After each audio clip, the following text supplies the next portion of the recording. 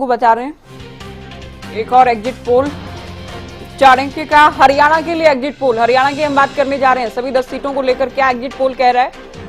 हरियाणा में बीजेपी को मिल सकती हैं 4 से 8 सीटें, तो अधिकतम 8 सीटें बताई गई हैं। हरियाणा में कांग्रेस को 2 से 6 सीटें मिलने का अनुमान।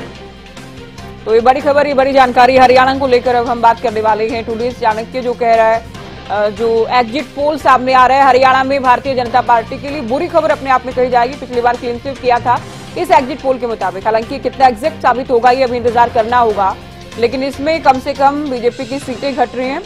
कांग्रेस के लिए अच्छी बात यह है कि कांग्रेस पिछली बार तो चूंकि शून्य पर ही थी और इस बार कांग्रेस अच्छा प्रदर्शन कर सकती है हरियाणा में।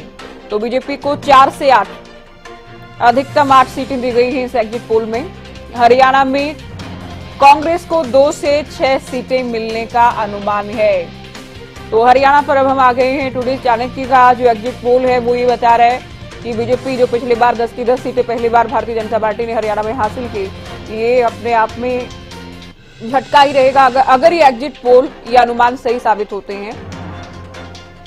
तो 2 से 6 सीटें, तो देखिए अंतर हालांकि काफी है। 2 से 6 की हम बात करें तो क्या ये 2 होंगी, 3 होंगी, 4 होंगी या 6 सीटें कांग्रेस हासिल कर पाती है? और बीजेपी 4 से 8 अधिकतम 8, ये लेकिन इतना जरूर है कि पिछली बार से तो ये काफी अलग होगा ही अपने आप में। पिछली बार भारतीय जनता पार्टी के सामने हरियाणा में कोई पार्टी मुकाबला ही नहीं कर पाई थी। इस बार 4 से 8 सीटें मिलने का बीजेपी को अनुमान है। 2 से 6 सीटें चाणक्य जो एग्जिट पोल बता रहा है वो हम आपको ये जानकारी दे रहे हैं, बड़ी खबर बता रहे हैं। तो हरियाणा को लेकर अलग अलग एजेंसीज ने क्या कहा है वो भी हम आपको लगातार सिलसिलेवार ढंग से बताते रहेंगे।